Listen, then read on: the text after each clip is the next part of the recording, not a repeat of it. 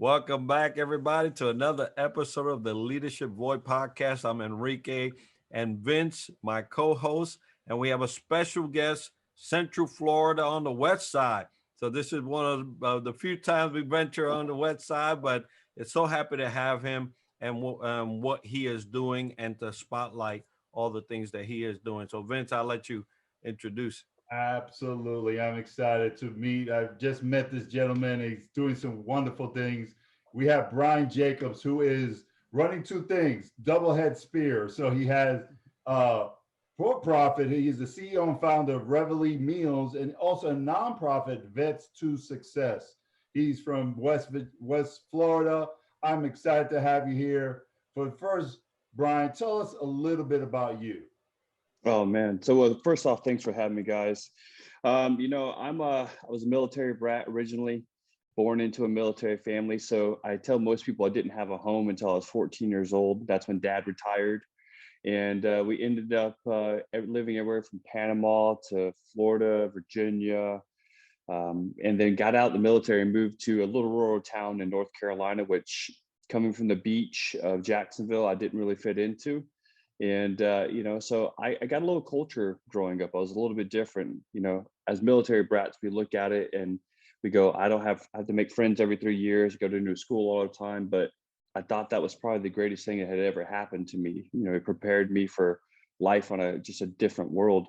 Not to mention, I love to eat and travel, and these type of things were just, I don't know, bred into me. Got very blessed. My grandfather was a chef. He kind of started taking me by his wayside because all my mud pies looked edible, he said. He wouldn't eat them, but the rocks were correctly placed on the top. So, he took me by his side, and, I started going from mud pies to open face roast beef sandwiches and making these classical dishes in the kitchen with him at about 8 years old. And it became a passion of life. It became my flow. It was like playing with Legos. It's just something I love to do. I always had to have an artistic outlet to challenge myself with. And if it wasn't painting, drawing, Legos, or food, then I just wasn't a happy child. But I grew food, I shopped for food. I used to go down to the sound and jump in the pick up crabs and sell them. People order a dozen blue crabs, we'd catch them right there, sell them. Do that during the summer. I would mow lawns. You name it. I was an entrepreneurial, like, artistic mindset, which is kind of like an oxymoron. They don't coexist, especially in leadership. It's very hard for a leader to be an artist and an artist to be a leader. And somehow I've started to be able to understand that about myself, which is, to me, huge, because most people stay so scatterbrained and be able to focus on one thing or another. Someone told me the other day it was a sign of genius. I said, I'm just winging it. And but yeah, it's a little bit about me. Did 6 years in the military. I was a battlefield paramedic, aka Navy Corpsman. Did 2 combat tours overseas. Did the invasion in 2003. Then went back in 2005 for my second tour in the Anbar province, and got out the military. And unfortunately, wasn't prepared for the war at home. Fell on some hard times. Fell into some homelessness. Went through about 33 different jobs at that point in time. Within a year getting out, just didn't have any substance. It lacked everything I had in the military. I had no identity. I didn't understand who Bryan was, because I had been living as HM3 FMF Jacobs. And that reflection in the mirror just didn't look like me. And no matter who I was or what I was trying to be, it didn't hold that same integrity. And I was in a rough place at the time, and just heard a voice. And at that time, my spiritual side wasn't as predisposed as it should be. And I can't say if it was God, but it was something in my head that reminded me of my grandfather. He said, son, you get your life together or no one else will for you. And I went and signed up for culinary school. And I just said, I got to do something. And so a lot of times I tell people, food saved me, but it saved me at an early age, I think. We're all chosen to do something, or anointed to be purposeful in life. And food had just been something that started out, and it's kind of where I resonate at. It gives me purpose. Well, I tell you, that's an absolute epic opening. And I tell you, Bryan, I've been connected to you for a while on LinkedIn, been following all your milestones, all your steps that you've been going through this building of this Vesta Success and Reverie Meals, and so proud of you, brother, as a Navy Thank guy. you. Just to see you not just survive but thrive through those times. It's an eye opener for a lot of folks that don't have to go through that thing. So right now, talking about Reverie Meals, Vesta Success. Tell us a little bit about both of those. So, unfortunately, Vets of Success was born out of trauma. It was born out of pain. I ended up losing my younger brother Memorial Day weekend in 2014. And at that time, I was a chef, a junior sous chef, I would say, and I didn't know what to do. I had just, I know a lot in my head, I just failed.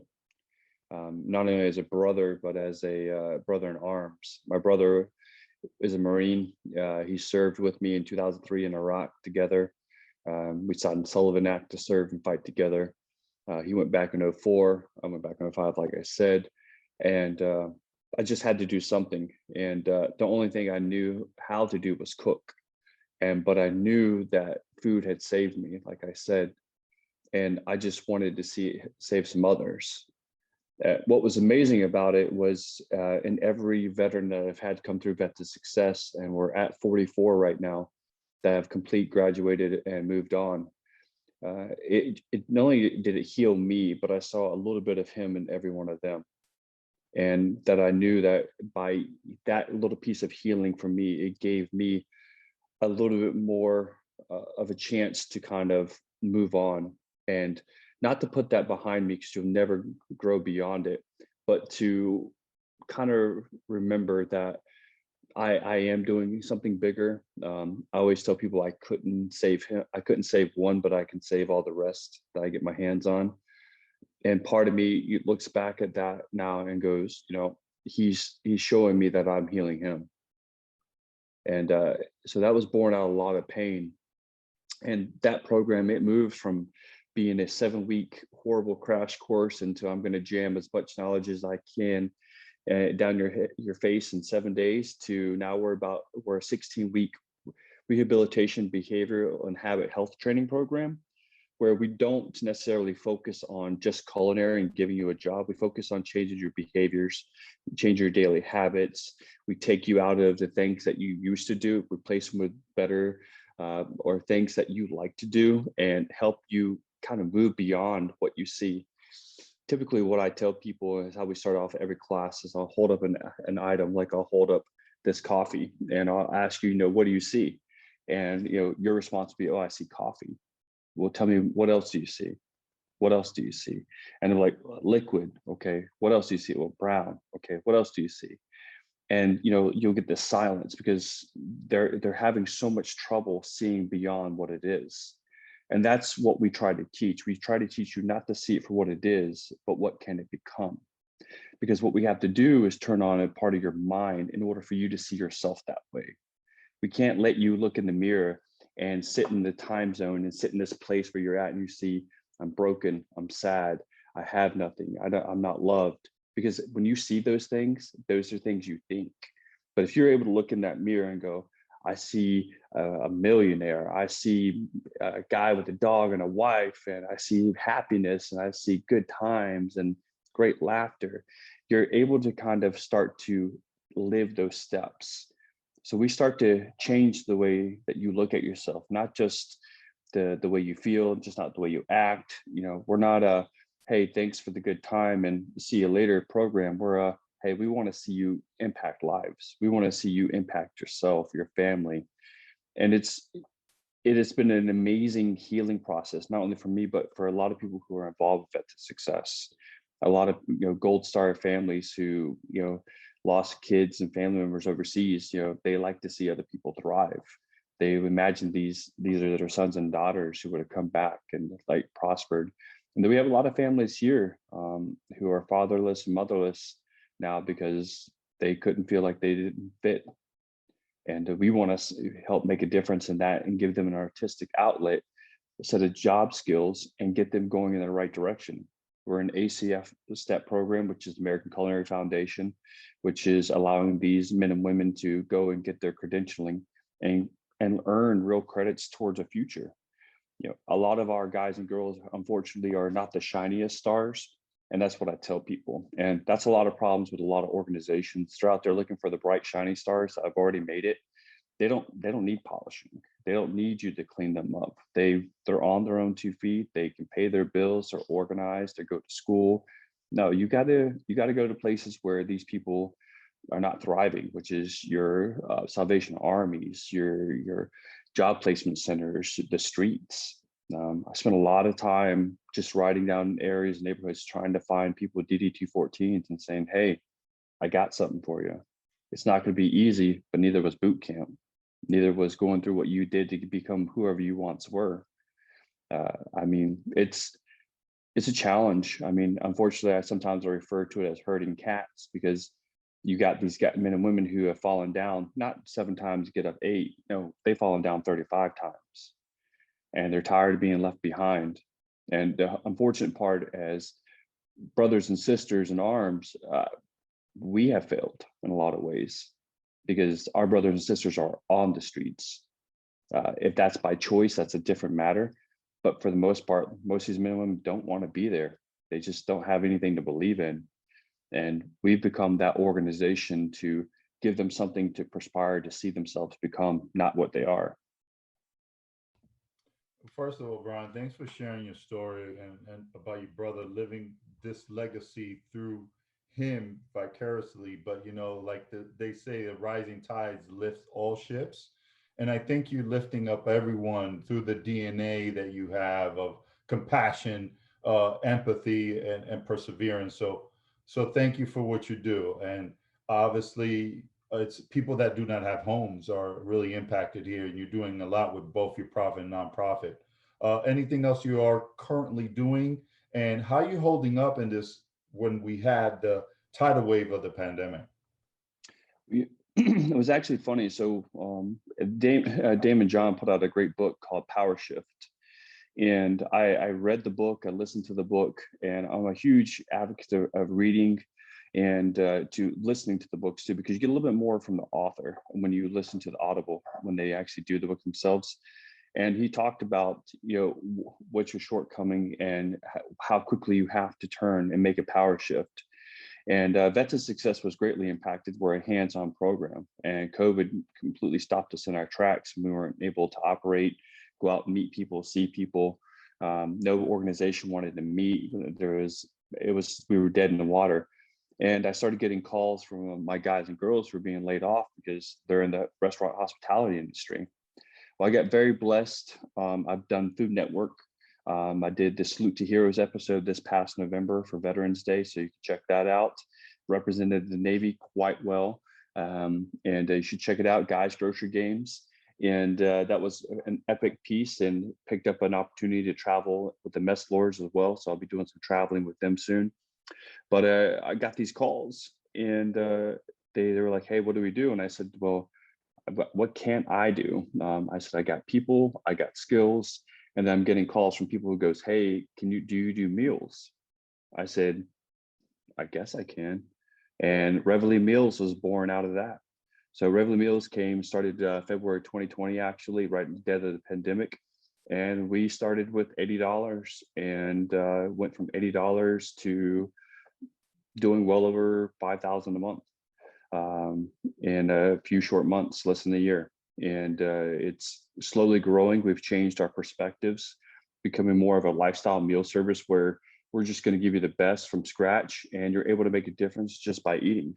So we're able to, provide more jobs and opportunities as we sell more meals. We don't ship around. We don't get in frozen products. Everything is made from scratch. All the guys and girls in Reveille are trained through Vet to Success for the most part, and they're all classically French trained. We do a variation of food though. I just believe in technique and doing things the best way possible and putting the best food out there possible. And we're trying to support local veteran farmers. So we got farmers in shrimp, we got farmers in, traditional vegetables, beef. And so we're trying to, create this chain about who again, like we were in the military, but do it through industry like perspectives. So I think it's really important because we should be supporting our brothers and sisters through their businesses and continuing to help provide that opportunity of quality to the public, but say, hey, we got something that we're working with that you can do without having to change who you are, give more money or give more time, and take care of yourself. So it's a win for everybody. I absolutely love that because, you threw in there a couple of perspectives that you dragged in from your military experience and let it work. The most important thing is to ask, what can I do? Yep.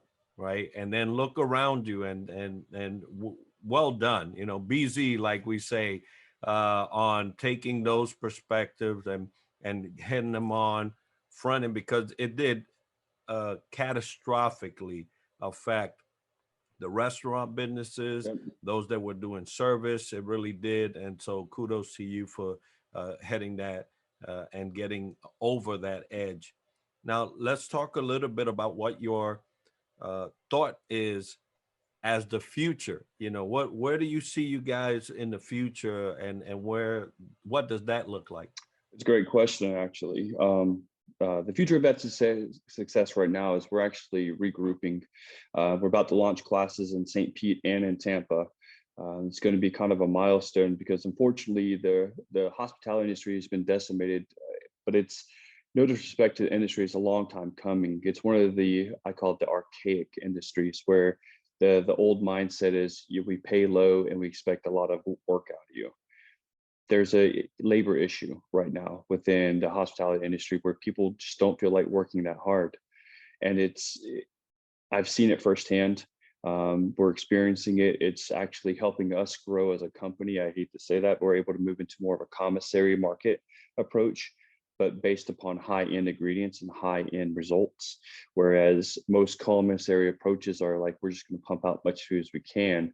We're going to have a quality coalition with that. With the fact is that you're going to pay for what you get. You want us to use truffle, we'll use the best truffles. You want us to use the best Indian Rivers, Snake Indian Rivers farm pork, that's what we're going to get. And because a lot of these restaurateurs have standards and they can't go buy secondhand products from secondhand companies. They need quality. They need a chef's mindset when they create these things. And I've been able to see that firsthand and seen that opportunity. So it's helping us strive in that way. We're also moving into kind of a really cool modular pop-up concept. Can't release too much information about it. I'm in the process of doing that, but I'll tell you, it involves a whole lot of fire and a whole lot of smoke from my roots.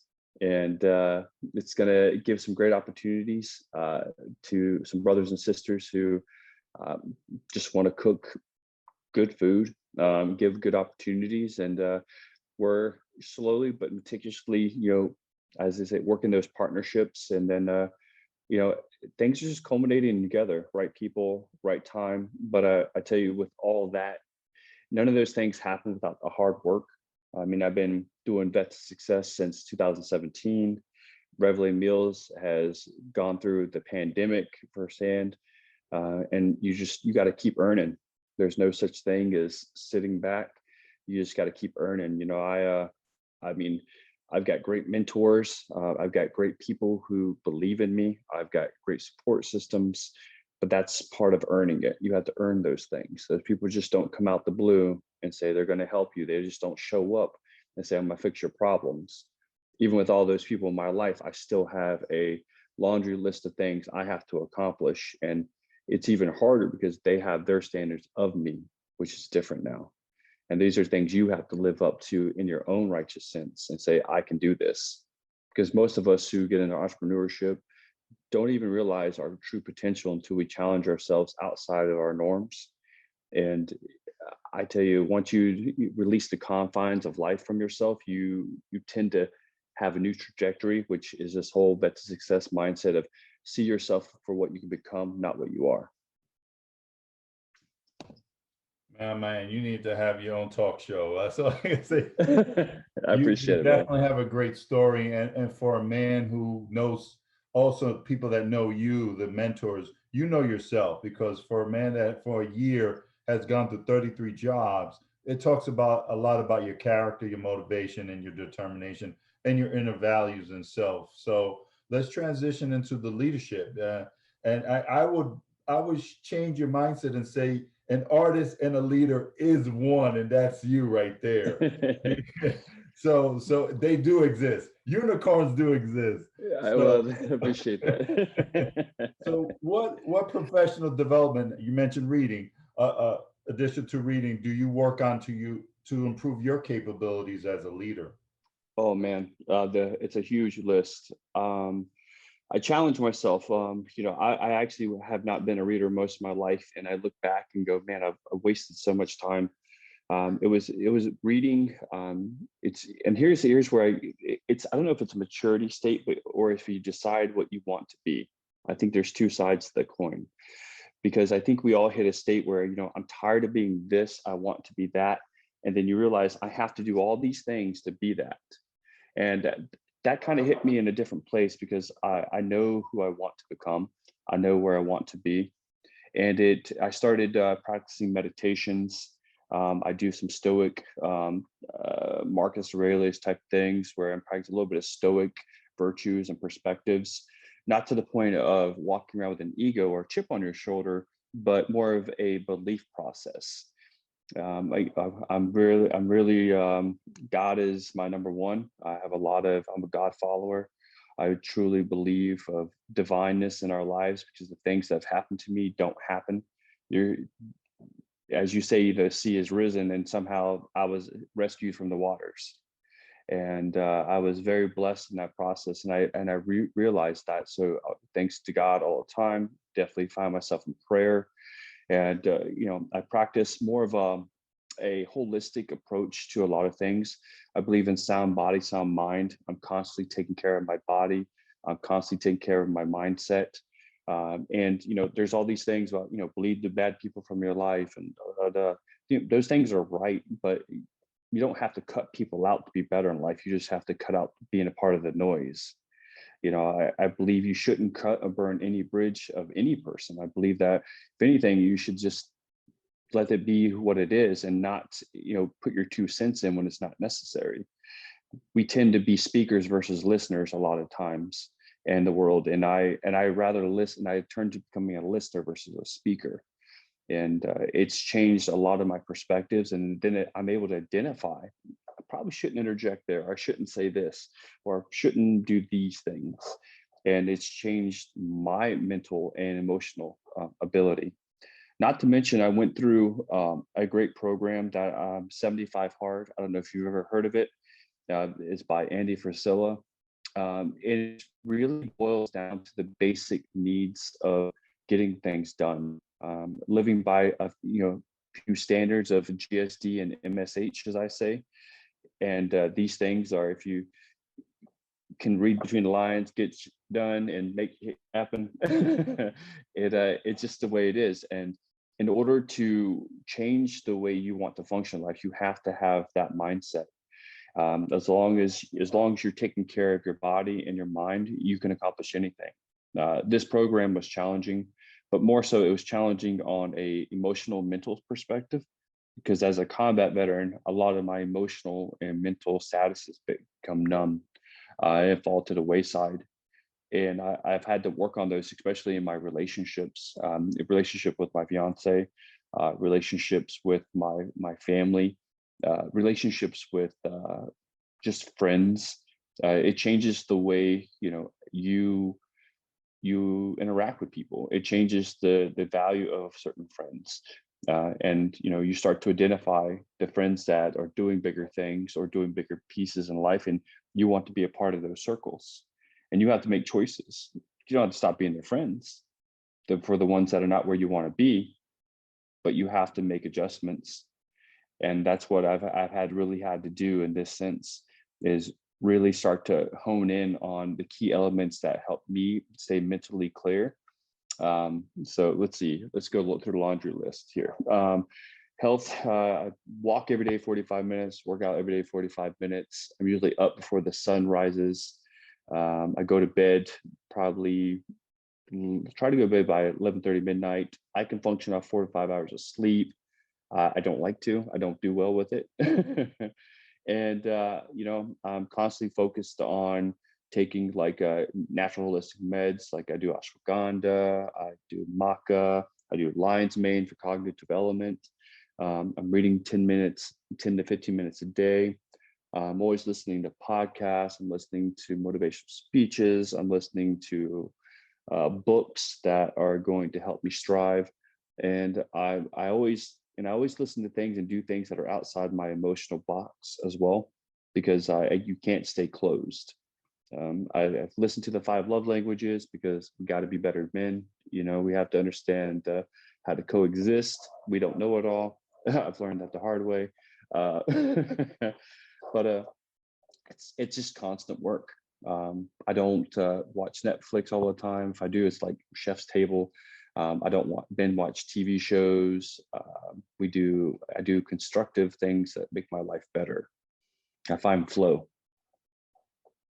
Absolutely. And the power is in the flow, right? It's gonna take you somewhere, and you have to find where that somewhere is before you get in that flow. But once you're in it, you're gonna be in a better place, especially if it's in line with who you see yourself in the future. Yep. Now, there's a lot of people right now that are looking towards the future, and they're saying, man, I really want to be like this, and I really want to be like that.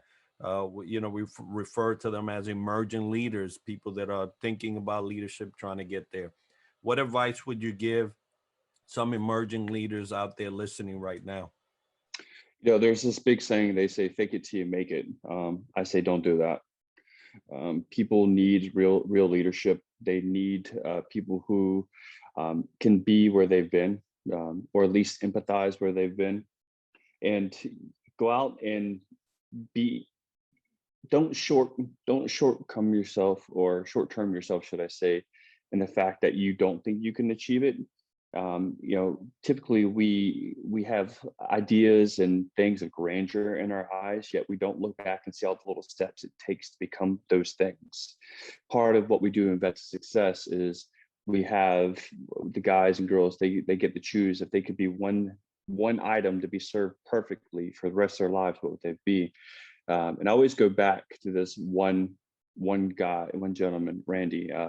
And if he ever listens to this, he'll remember he wanted to be German chocolate cake. And we got to talking. I said, tell me about your German chocolate cake. Why? And he was telling me all these great things about it. But what I had to express to him is that he went down through all this laundry list of ingredients.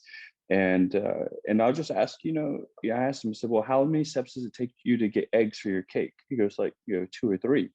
And I'm like, okay, well, why? And he's like, well, you just go to the store and you buy them, you have them. I said, where the eggs come from?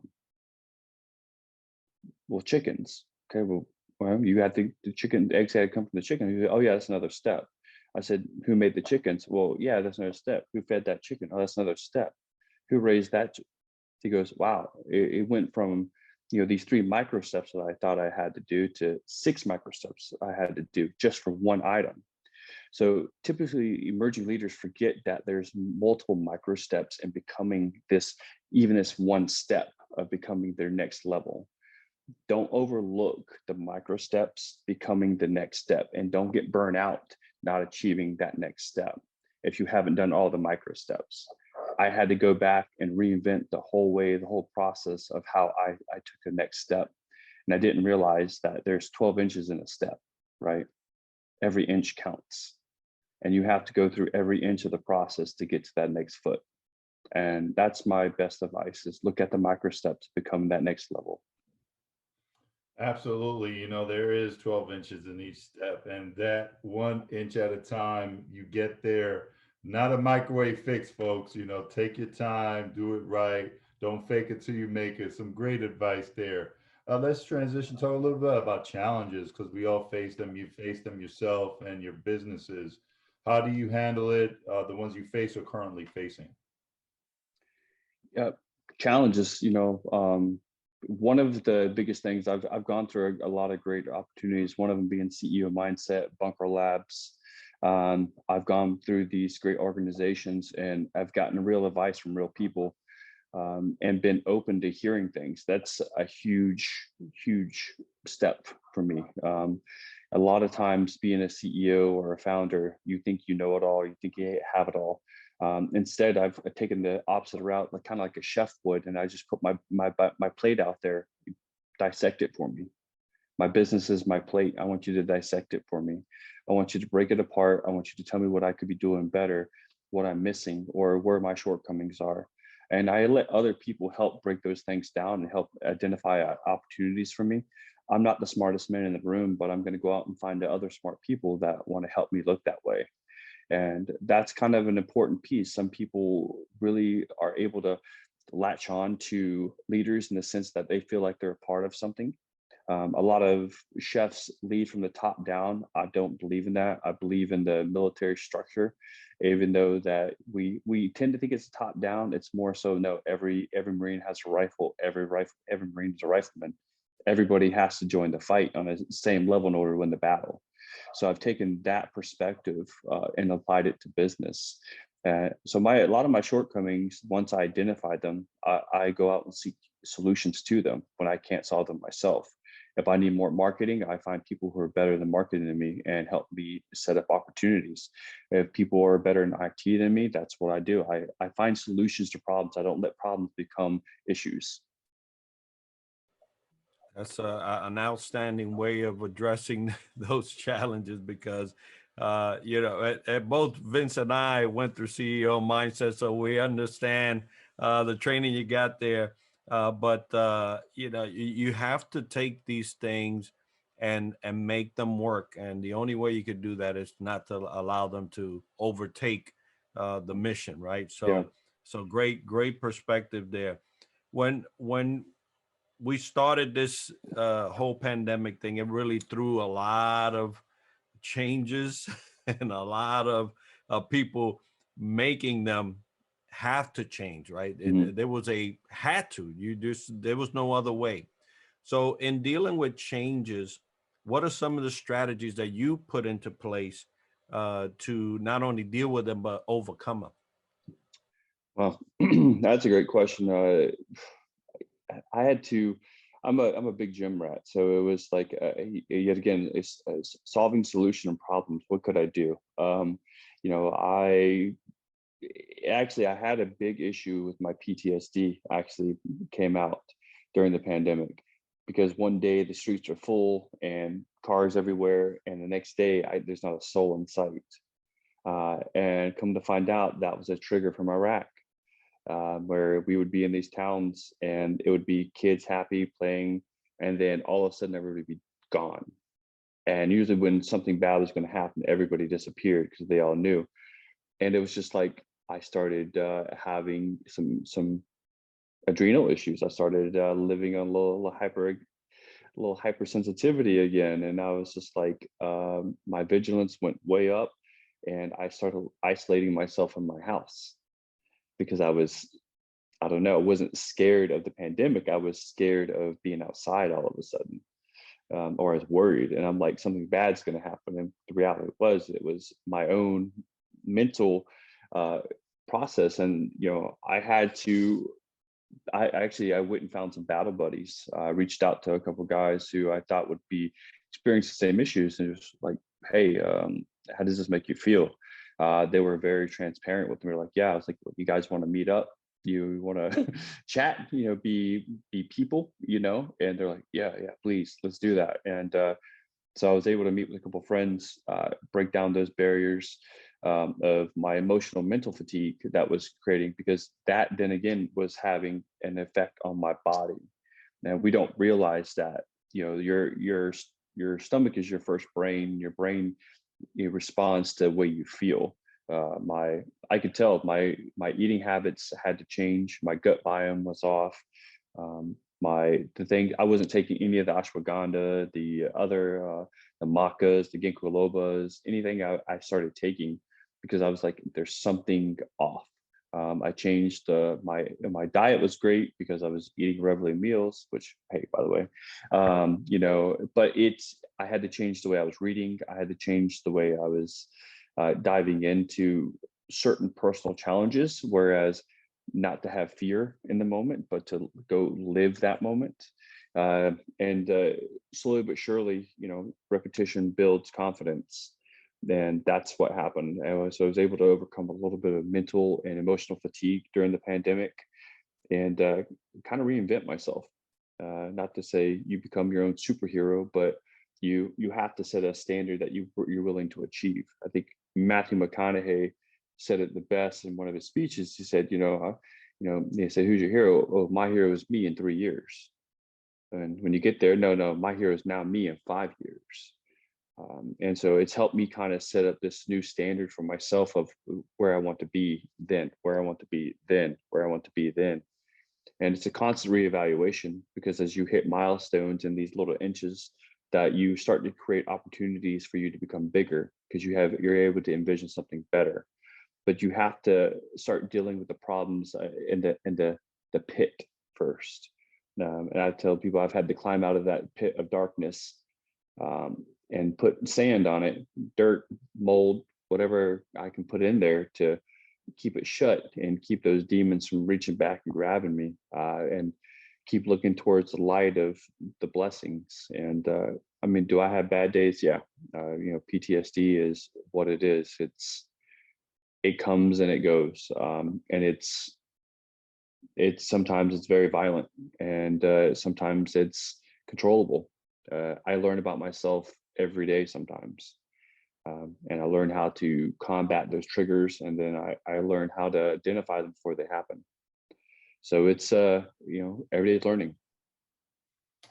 Bryan, I thank you for everything you shared. Hence, this is Mental Health Awareness Month, and what you shared, your strategies. You shared a lot about personal for professional success. So knowing thyself, as Socrates says, is very important in everything you've done to circumvent a tragedy or hypervigilance or anxiety. So yeah, that's a great strategy. You have to take care of number one, uh, be your own hero, be your own success, because how you gonna, like they say, put your oxygen on first before you help out others. So yeah, that's truly very good that you shared, because we definitely don't hear strategies about self, and I appreciate hearing that, and commend you for asking for help and asking people, how do you feel? Because some of us men do not like to go into the feeling arena, but you do, and a lot of us do, and that shows the adult development that we are at.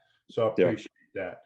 And for folks listening in, for those that want to listen and hear more about this young man here, Bryan, how do they reach you, or how do they reach Reveille Meals or Vets to Success?